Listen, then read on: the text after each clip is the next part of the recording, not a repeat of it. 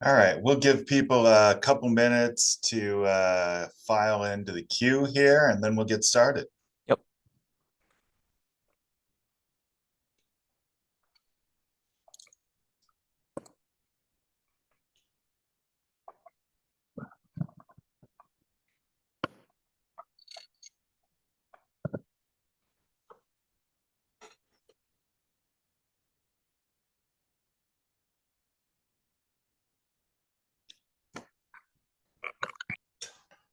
All right, well, welcome to the dog days of summer, and let's talk some baseball. Oh, wait, no, auto parts. Got to focus here. Uh, so, I want to welcome you to our webinar on the 2025 SEMA Market Report. I assume since you're here on the webinar that all of you know that we released our new market report last week. If not, please go check it out. Go to our website, www.sema.org/research, and you can download it there. As with all of our reports, if you are a SEMA business member, you can download all of this research for free. So, kicking off, couple of little housekeeping things.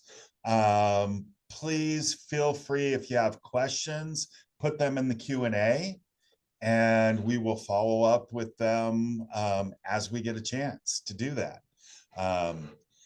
So as we're going through this webinar today, really, this is in large part about our SEMA market report, but we're not going to try to go through every data point in that SEMA market report.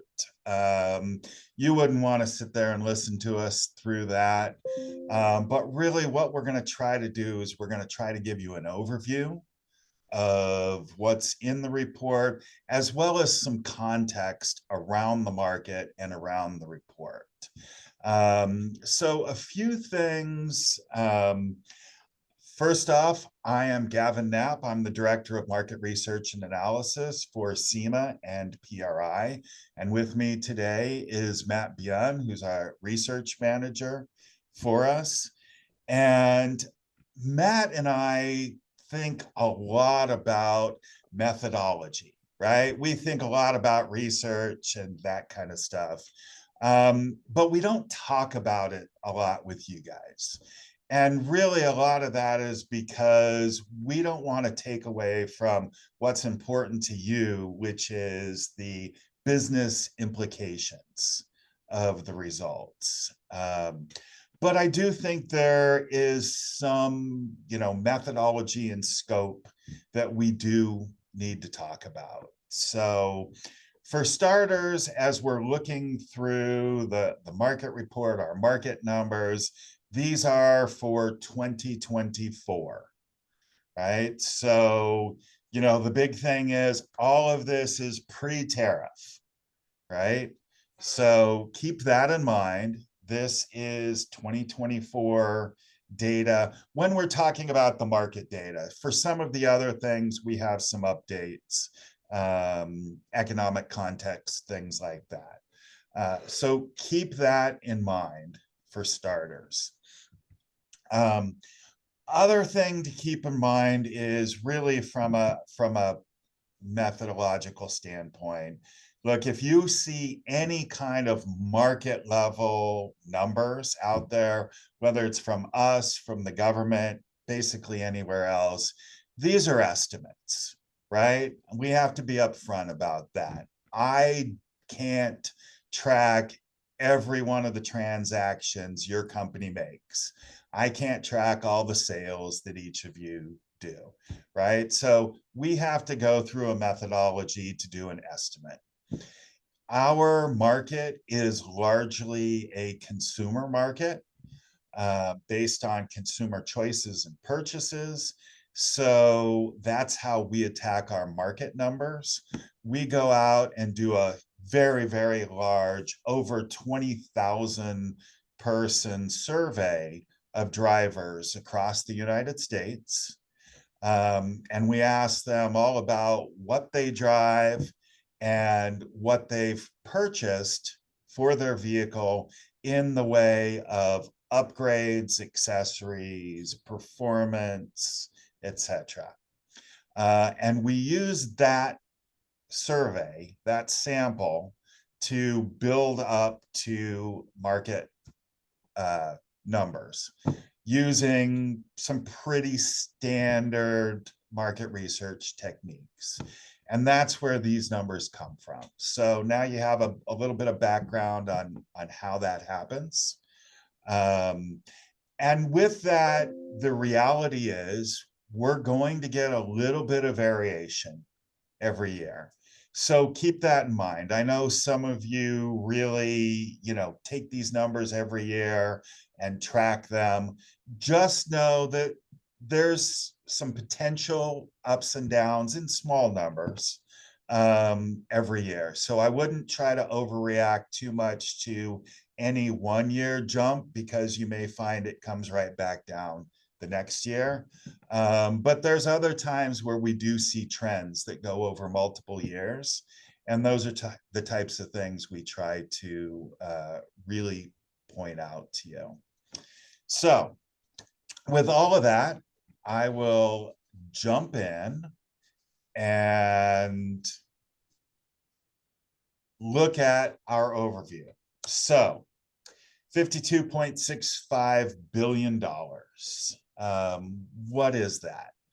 That is how much consumers have spent in our industry in 2024. That's our market estimate. That was about a 1%, a little less than 1% up from 2023, from the previous year. So let's talk about that in terms of scope, right? What does this really mean? So the way we build our research, our estimate, this is based on consumer purchases for passenger vehicles, right? So that's your traditional cars, pickups, SUVs, on-road vehicles, which means it doesn't include commercial vehicles. It doesn't include off-the-road vehicles. So that means dedicated racing. It means things like power sports. And we also don't include motorcycles, right? So that gives you the frame around what this number is, the scope of this is what people are doing for the cars that they drive on the road, cars and trucks. So if we look at that in terms of our trends, how does that look?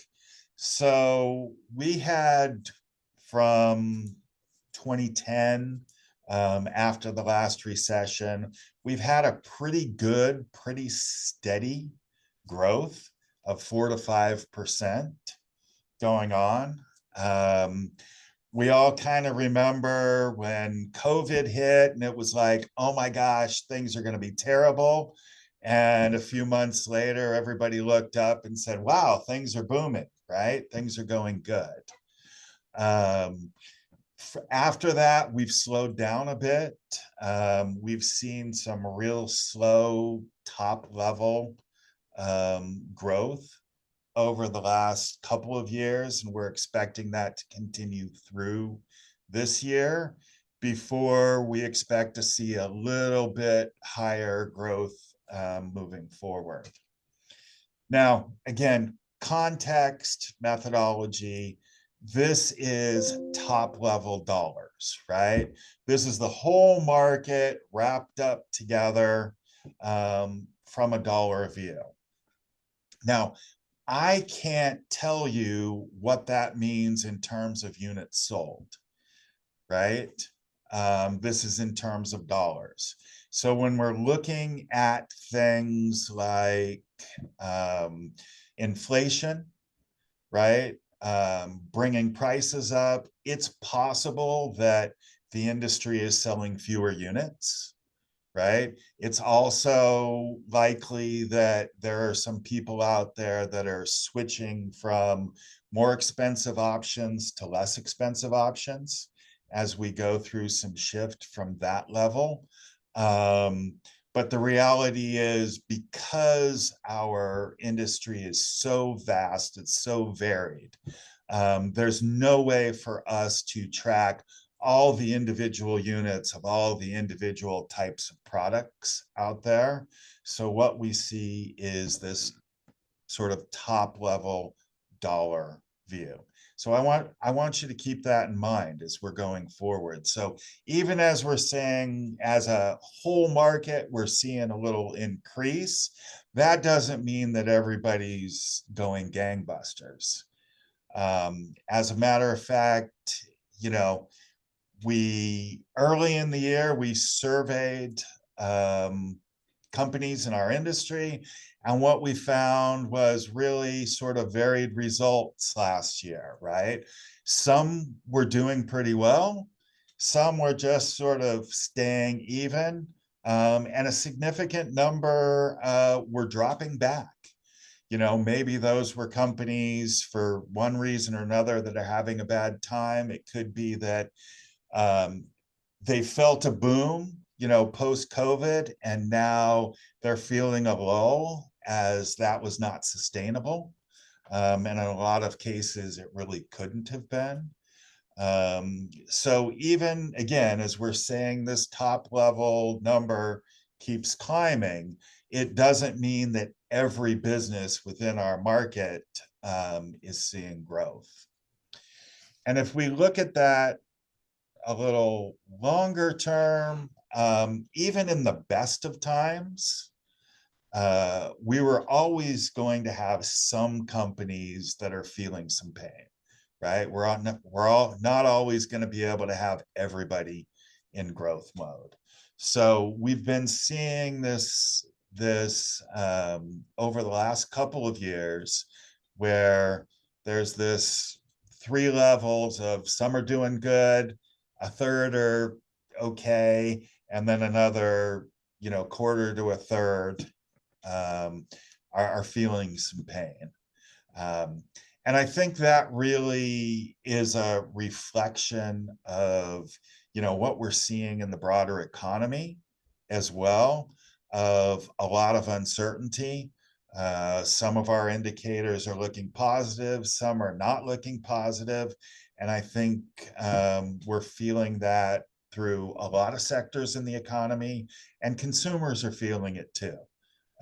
Trying to work through the uncertainties, figure out what's going on and what to do going forward. So again, in looking at context, right, we think about the automotive aftermarket.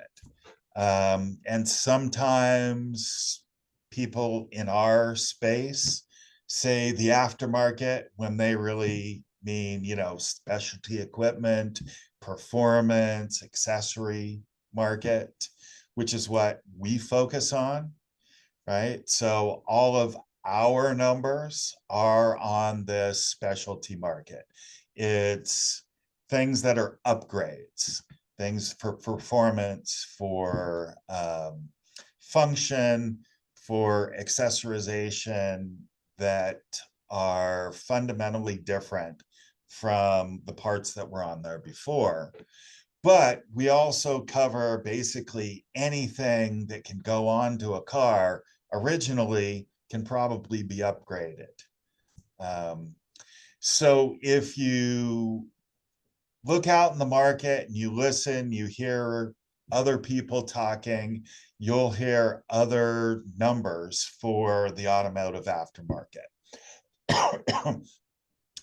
So the Auto Care Association and MEMA, they do what they call their joint channel forecast, and they put out a number that you may hear numbers as high as, you know, $550 billion is the automotive aftermarket.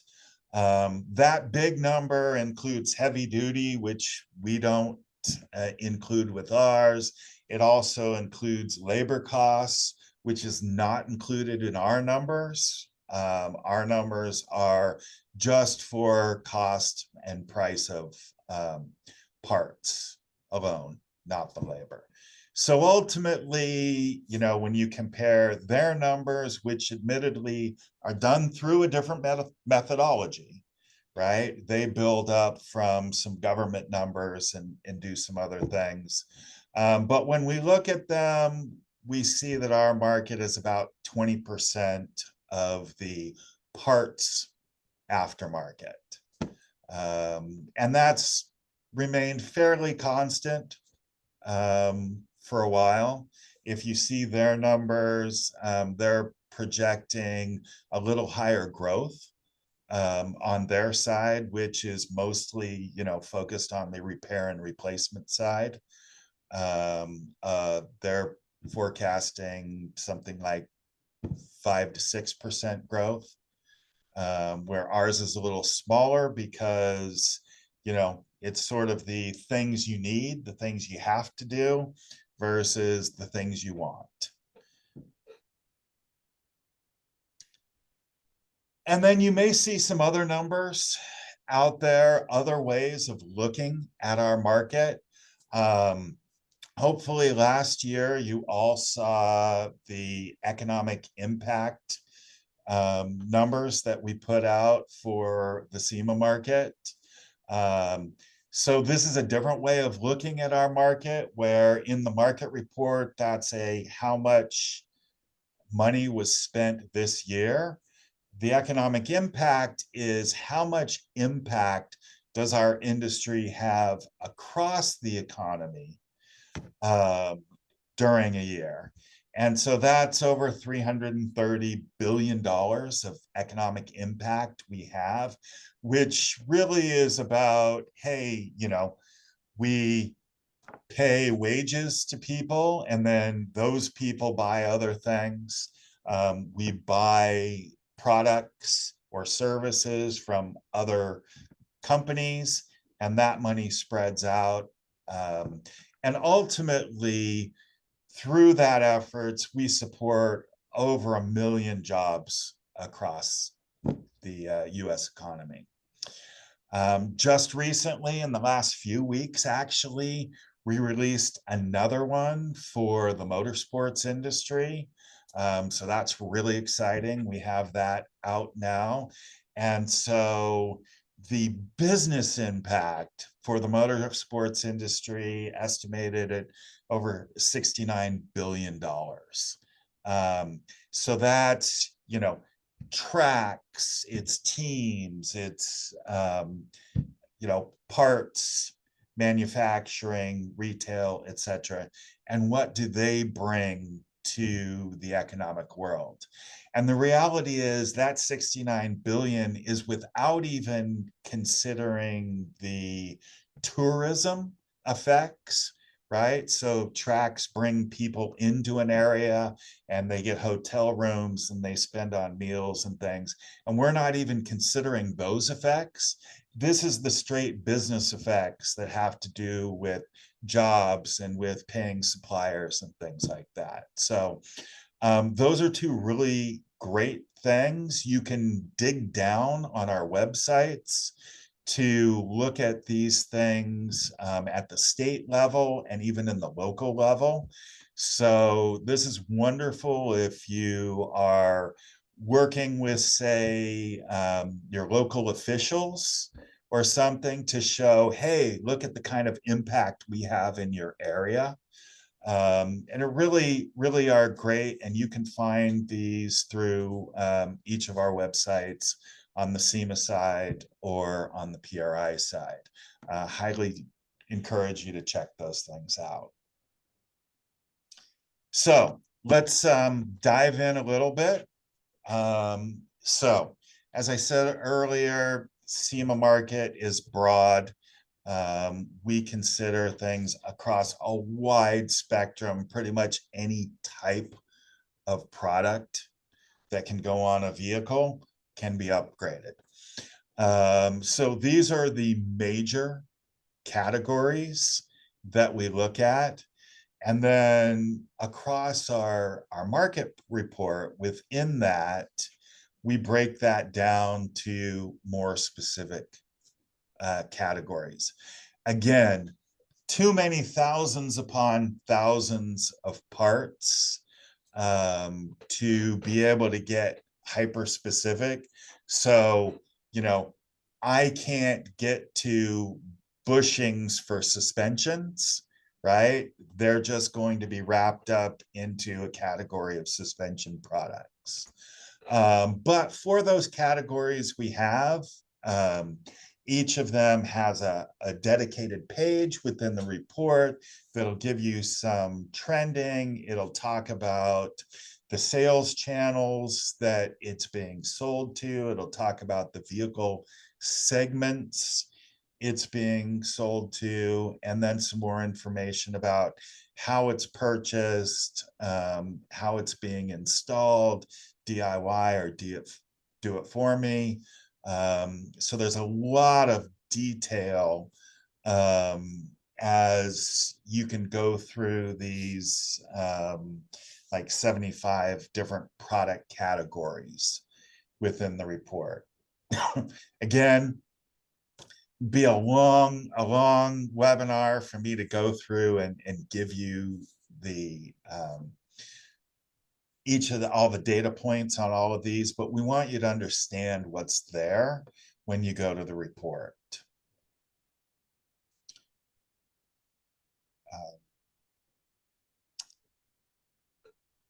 Catching up. So within the webinar, we're going to intersperse some things from the market report, but also context from the industry. So in our recent survey of the industry, we asked, what products do you sell and how they're doing? And largely what we found was across the market, results were pretty similar in terms of, the number saying things were up, even, or down. There were a couple of places suspension stood out a little bit as a bit of a highlight. But for the most part, it was pretty similar results across the industry.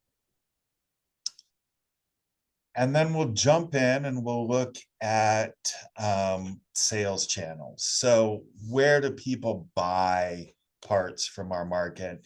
And it is all over the place, right?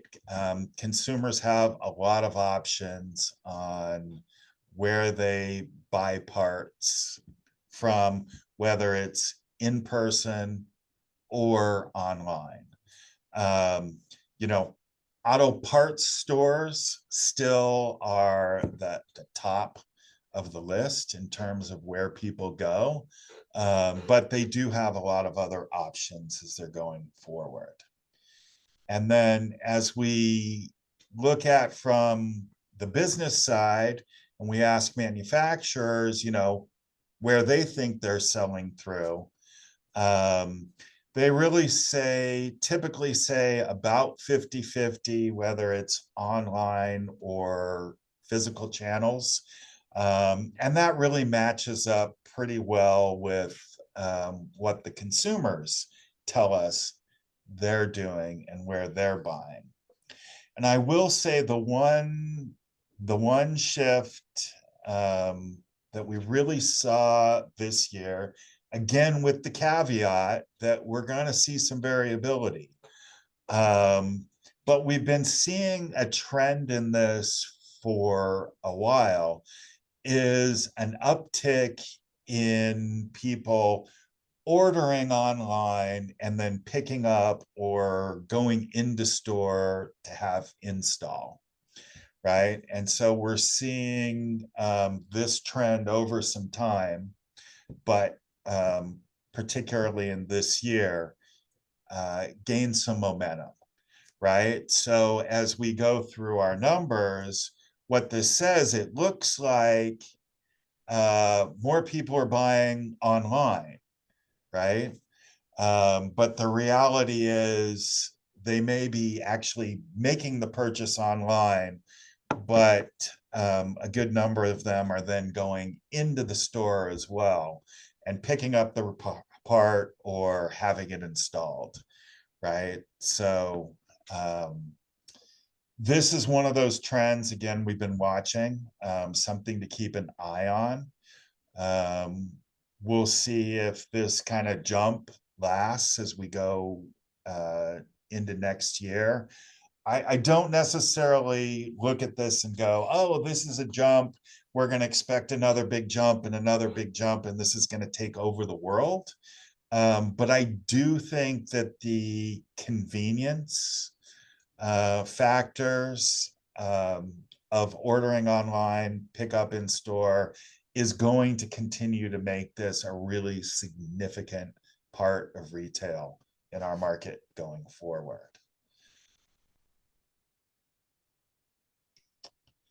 And so then as we look at what type of vehicles people are accessorizing and modifying,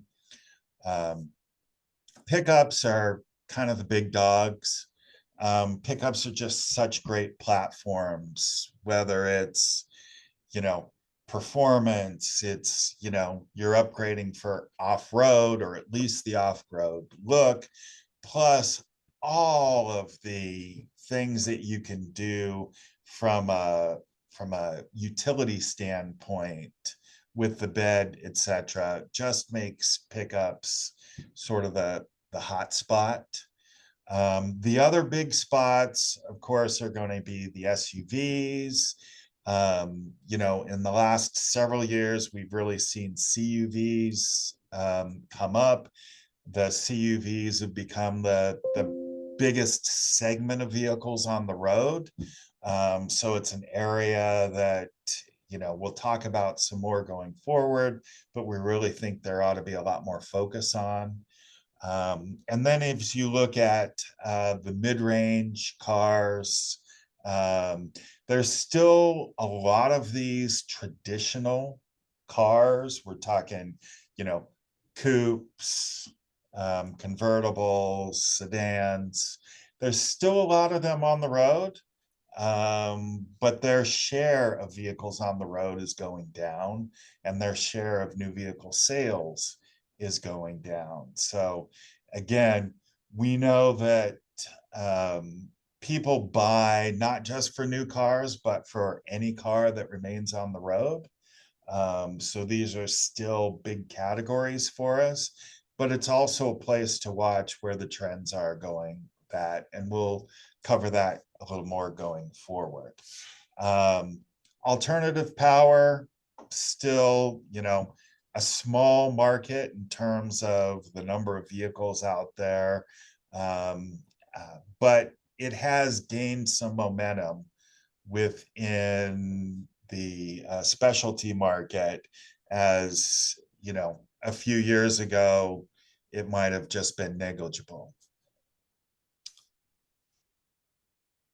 So again, as you dive into the report for each of the vehicle segments, you're going to see a full page that has all of these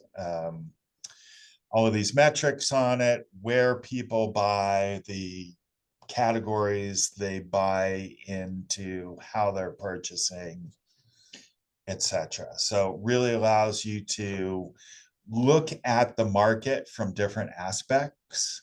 If you are a retailer focused on pickup, you can look at the overall market for pickup, and then you can also dive into specific categories that are good for your market, right? And gain more insights that way. So going back to the business side, as we survey companies to look at, what vehicle segments they produce products for and how they're doing in those. Again, pickup stands out. It's the biggest market. But we're also seeing a lot of coverage in SUVs, in sports and traditional cars, in racing and classics throughout our market. Again, you know, the theme here is we've got some people saying, yes, things are pretty good. Some that are, yeah, it's all right, just kind of cruising along. And some that are saying, yeah, we're seeing a downshift here. But we're not seeing anything where the bottom is really fallen out of the market at this point. And so, again, these are numbers. This survey was done early in the year. It's pre-tariff that we're talking about. So we're really focused still on that 2024 results, right? To give you that baseline to compare against.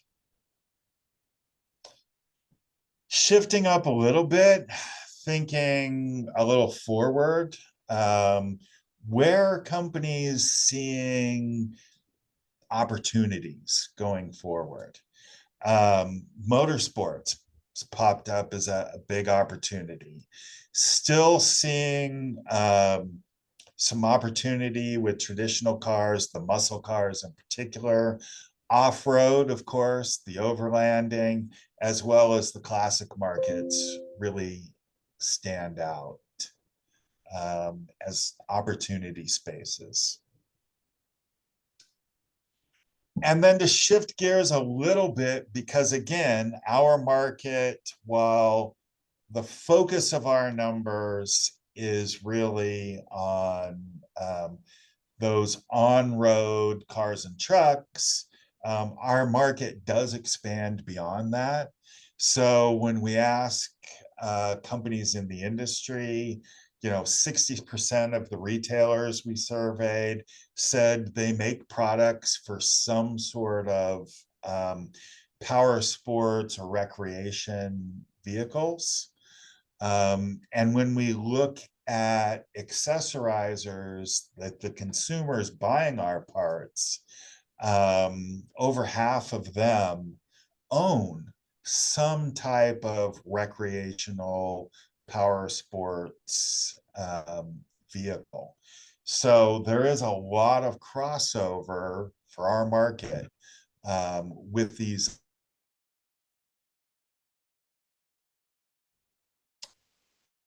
Right. And with that, you guys have heard enough from me for a while. I'm going to pass it over to Matt. Hi everyone. Um, I'm basically going to be talking about the essentially vehicle trends, and this has kind of been a continuous thing.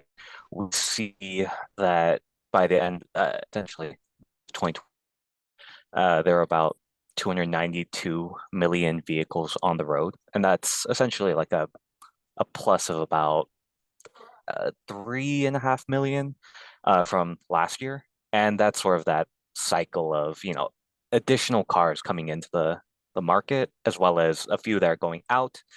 But realistically, we're seeing the number of vehicles that are going to stay on the road. It's going to keep essentially increasing. What does that mean, I guess? Next slide. Uh, I know that we have essentially looked at the number of vehicles that are going off the road. Those are typically either being scrapped or otherwise, essentially just not being driven. But one of the interesting things I think that we should look at and sort of remember is that from about 2020 to 2024, we saw passenger cars, about 27 million being essentially taken off the road, but only about 13 million being added on. Same thing for light trucks. 26 million taken off the road, but 44 million were added. And that's sort of I think, the reality of our sort of fleet and the sort of future of the fleet. It's moving towards that light truck area, mainly because, passenger cars, they are not being produced at the same level as they were 15 years ago, 20 years ago. Next slide. And let me just jump in for a second, Mhm. just so we're all on the same page. When we say light truck in this context, what that means is pickup trucks, but also SUVs, vans, and CUVs. So it's important to note that when you hear people say, like, oh, light trucks outsell cars 3 to 1, it's true, but you have to include all of that light truck. And most of that, again, is the crossovers. It's the CUVs that Yep. are really driving a lot of that. Yeah. If we take a look here at essentially the annual new vehicle sales, 1996 was essentially sort of like that growth point for them. They were, I would guess, about 1%. And within that sort of 30-year time span, they essentially account now for about half of all new vehicle sales. Um, if you also look at small and middle car, those were being produced a lot more, but those have been essentially cut down. As you see, I believe that the other sort of segments, um, SUVs, vans, pickups have remained relatively the same, but CUVs have essentially cut a lot into that small mid-car, luxury car, like segment more than the others. Uh, this is sort of something that we've also seen a bit more recently. Inventory was essentially climbing since 2022 after it dipped heavily uh, because of the essentially inventory shortages. But recently, I believe within the beginning of the year, it has steadily been on the decline.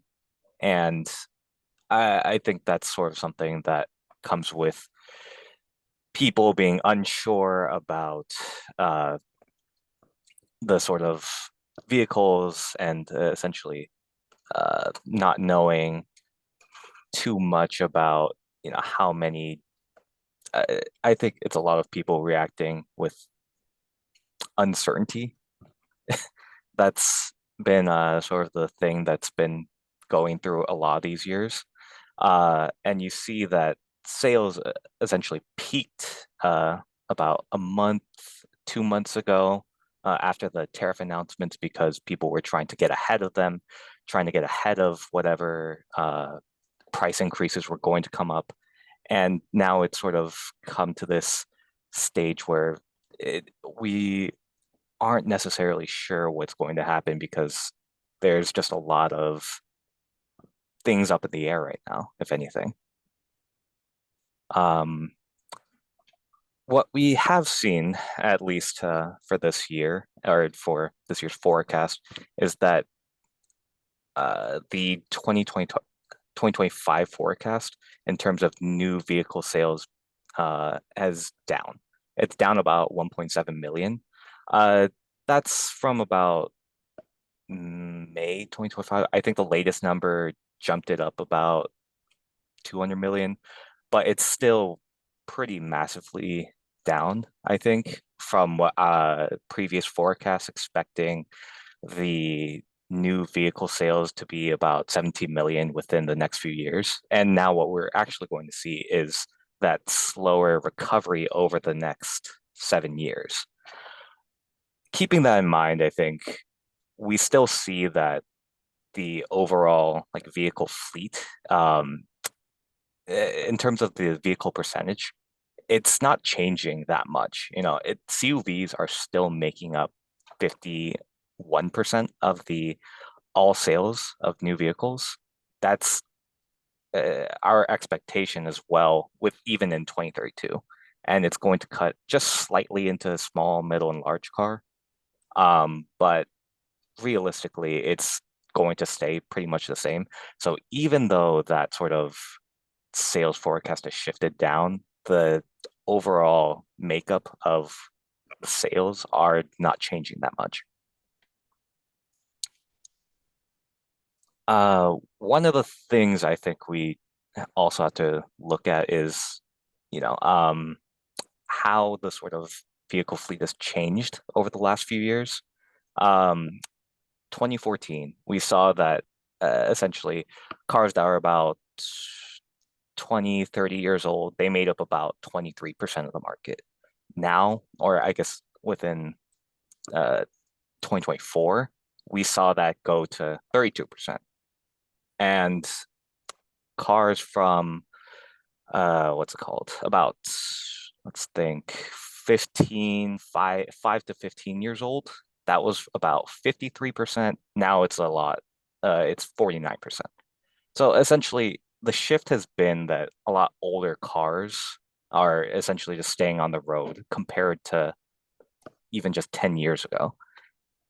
Um, that shift, if you take a look with the light truck and the car sort of split, I think it's a lot more dramatic in that sense. You see, I think the most recent four gear cars from 2014, it was about a 50-50 split. You know, it was like cars and light trucks, they were matched. Now, within like that sort of time, it's an 80-20 split, 78-22. And that is a huge sort of shift that is essentially going to keep growing. And we don't expect that to change because even for the 1990 to 2009 sort of snapshot that we took, it's still like that 60-40, and it's going to keep shifting as we sort of age our vehicle fleet. Uh, we sort of took a look at the used car value as well. That was just something that we want to try and, make sure that we captured because realistically, used cars make up an enormous number of the actual sales that happen within our industry.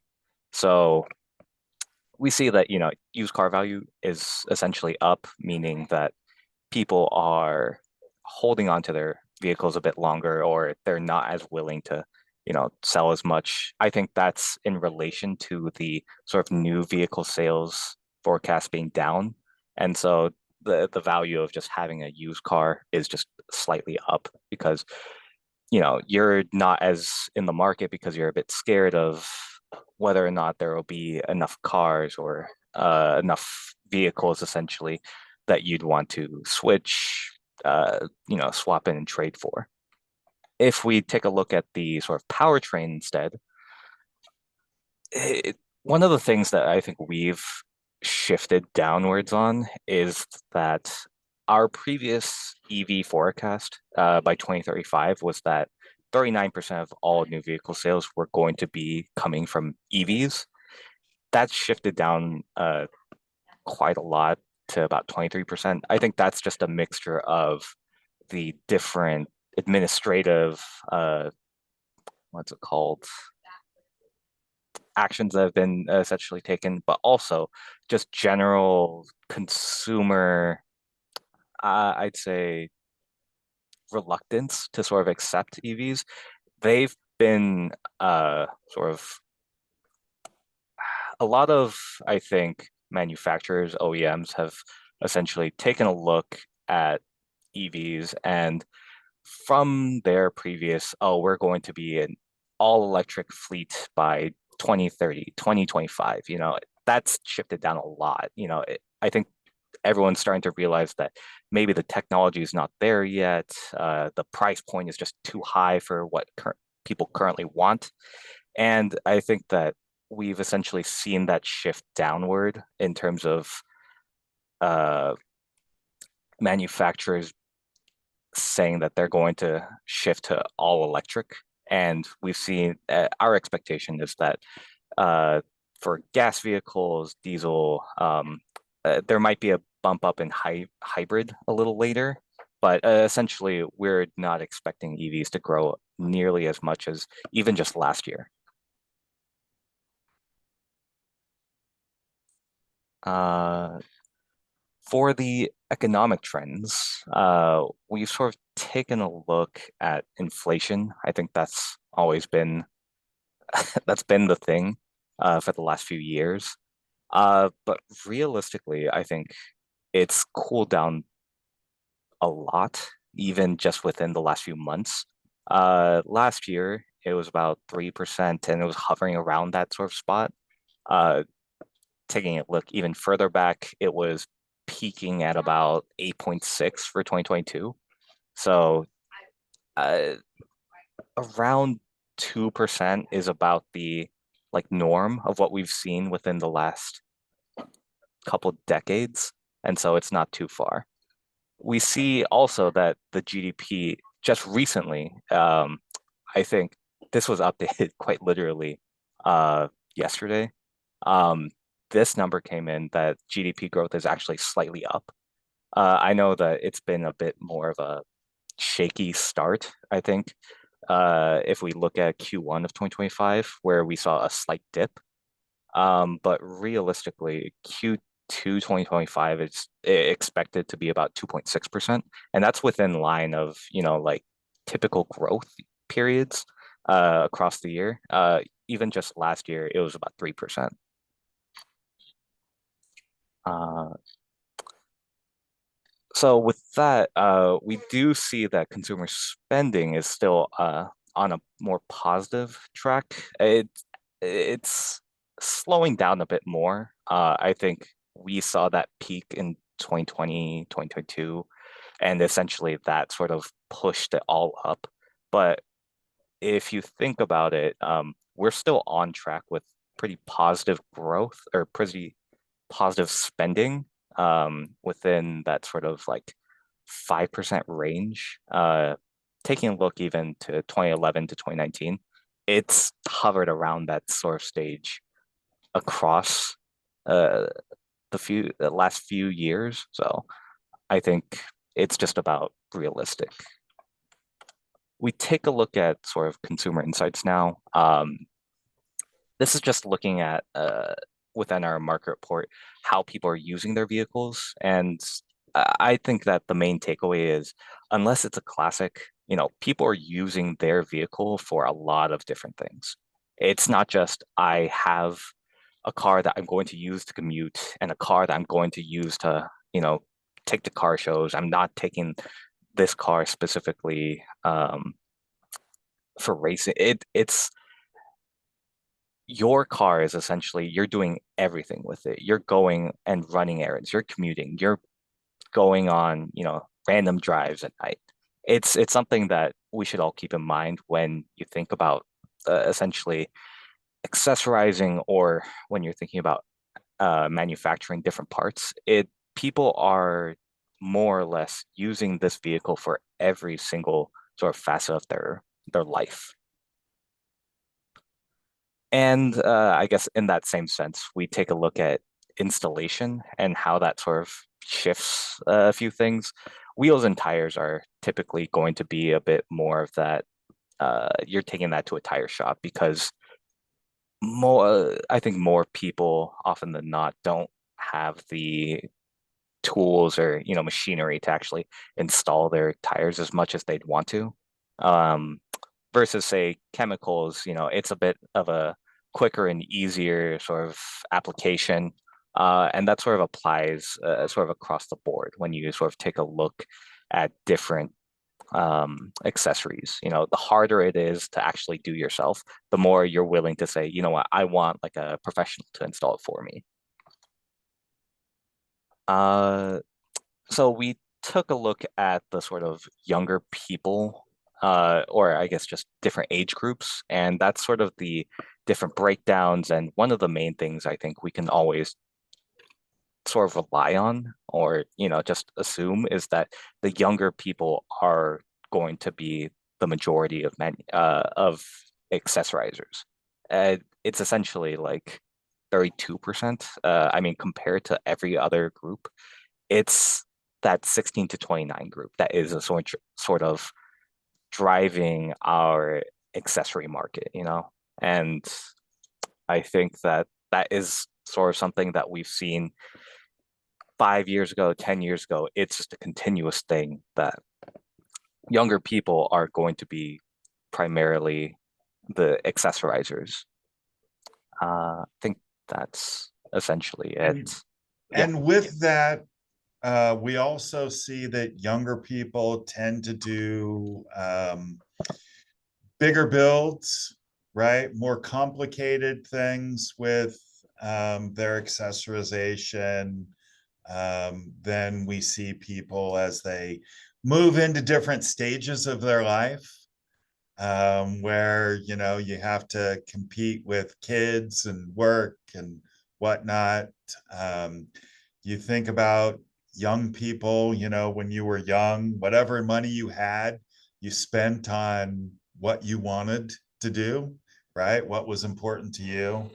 And I know there's a lot of question marks about young people and cars. But again, we still find that they are driving force for our market. All right, so that kind of wraps up what we wanted to bring to you and overview uh, with our market report today. Um, so let's come back and let's think a bit about where we're going, what's next. Obviously, when we started 2025, we were thinking, okay, 2024 had a lot of uncertainty. You had an election and the politics and these things, inflation going on. And coming into this year, there might have been, an expectation or maybe a hope that things would settle down. We would have a new administration and, but we've seen that again, there's still lots of uncertainty in the marketplace. Obviously, tariffs are a big one. And I wish that I could, tell you where tariffs are going, but every day I open my email and it seems there's a change, right?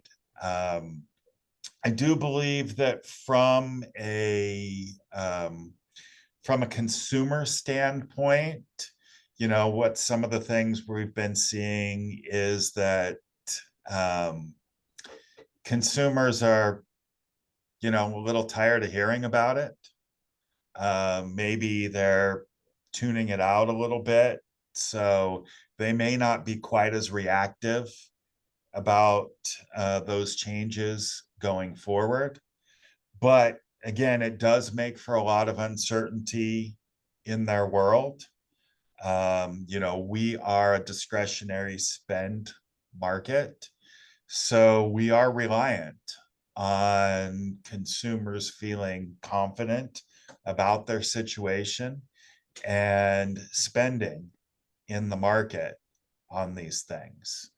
The good thing is that through all of this, through all of the uncertainties through last year, through this year, we have still seen consumer spending being pretty strong. People are still willing to spend money. And again, that's what supports us. So as we look out to our forecast going forward, again, lots of uncertainty this year, and I think that's going to continue to kind of dampen our market through this year. We have I guess, another hope, right? That a lot of that uncertainty will play itself out during 25. And as we go into 26, even if there are some elevated tariffs and some other things, at least some of these things will be set by that point, and consumers will be able to move forward knowing with a better understanding of their position. And so that's why we would expect our numbers to start creeping back up towards what's been a pretty solid trend for us of 4 to 5% growth. Also underlying that, as Matt talked about, is, the vehicle fleet keeps growing, right? Even as we've seen some slowdown in the number of new vehicles coming onto the road, we're still seeing, multi-million-dollar car increases in the size of the vehicle fleet. And so luckily for us, right, our market is not fully dependent on new cars, right? I do think new cars are important for us. And I think when a consumer gets a new car or a new to them car, right? One of those 40 million used vehicle transactions that go on that, I consider those trigger points for our industry, right? It's a reason for people to start to personalize, right? And that's what our industry is all about, right? Personalizing, customizing. So even if we're seeing slightly smaller numbers on new cars, we're still seeing a significant amount of used car transactions and the number of vehicles on the road increasing. And then the flip side to that is, the other good thing about our market is, if somebody decides, you know what, new car is just too expensive for me, why don't I fix up my old car instead?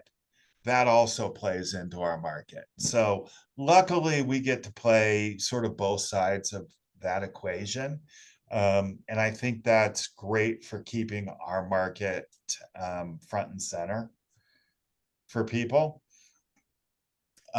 So that's sort of the expectations going forward. So I had a couple of questions in the question box. If you have any other questions, put them in the Q&A now. Happy to jump in. So one of the questions I think I talked about was our forecast. You know, we also, another question about demographics. We talked a little bit about, you know, that mix of people that buy in our industry. There's a couple other of our previous reports. We talk a little bit more about age and who's buying in our industry. So you can look back to some of our things like our future trend report and see some more information around that. And then there's also a question about the CUV category, which obviously we've talked a lot about those crossovers. And the reality is, we've got this sort of interesting balance between how much is our industry directly supporting that category versus, they are now the biggest segment of vehicles on the road. So they're always going to be a key contributor to our market, even if it's just the things that are more general in nature. That because there's so many out there that people are going to naturally do some sort of personalization. I do find it encouraging, when you see an ad for a CUV from the OEM, they almost always take it off-road, onto a dirt road at least. They've really been playing up the utility aspects, putting racks with kayaks on it, towing, things like that. So I am encouraged that they're playing up those aspects, which I think play into our market, right? Of treating them more like trucks than just your commuter car. So again, I think those are some of the key things on why we're seeing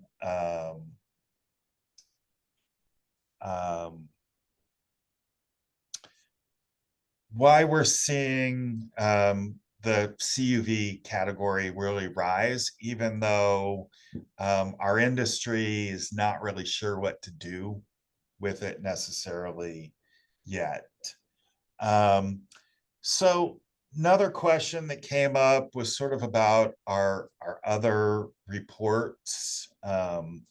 So you will find if you go to our website, which is usually listed right here, but it's not. It is SEMA.org/research. And you can find it in the chat as well. There's a link posted in there. You will find all of the reports that we publish. Again, if you're a SEMA business member, they're free for you. You can log in, you can download the reports directly. We do a couple of different things. We do some reports that are regularly updated on an annual basis, like this. We regularly do our state of the industry reports, as well as our SEMA future trends reports. And so those are really focused on the market. They are regularly updated to keep you apprised of what's going on with trends and whatnot. And then we have other reports that are really special topic reports. Those aren't done on a yearly basis. Basically, we rotate through a lot of potential topics. So we may look at pickup trucks and pickup truck owners. We've done classic cars in the past, etc. There's not necessarily a set schedule on that. So will we come back and say do pickup trucks again? Probably. But it'll probably be some time between administrations on those things. But keep an eye out. Those reports tend to be a deeper dive. You look at our market report, it's sort of overarching, all-encompassing, but hard to get deep into. When we can dive into something like the pickup trucks or the classics, then we can get a lot deeper into it.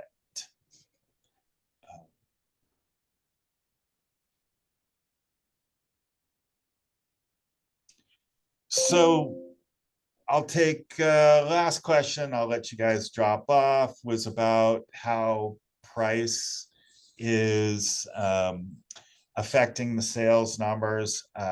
Obviously, you know, we've seen in some of the work we've done, companies have been telling us that they've had to raise prices over the last couple of years. We know that's there, right? Again, as I said, kind of at the top, you're looking at an overall dollar number. If prices go up, obviously, then something has to change in terms of units, in terms of the actual products that are selling. So I know from our other work that some companies are definitely feeling units are down. I've also heard that there may be some shifts from the consumer side, from more premium towards something that's more value, right? As they worry about those price increases, they still want to do what they want to do, but maybe they're less likely to go towards that premium product market right now. I think, again, there's a hope, right? An expectation that as we get through 25, if we can get through this uncertainty period, right, with things changing so often, where people keep hearing in the news that there's something weird going on, if we can get into a more settled state, I think people will get used to, whatever price changes have happened. And they'll start moving back into more of more of their normal habits. Again, we went through a pretty long, sustained period of a nice growth rate, and I do kind of expect we'll, over the next 3-4 years, get back to that as we get into whatever the new normal is, if we want to call it that. Anyways, I've taken up too much of my time because I love talking about this stuff, and I really, really appreciate all of you being here. I hope this was helpful. Contact for Matt and myself is right here. And thank you very much for being here. And if you have any other questions, shoot us an email, let us know. We are here for you. Part of our job is to be consultants for you. So we'd love to hear from you. Thank you. Yeah, thanks.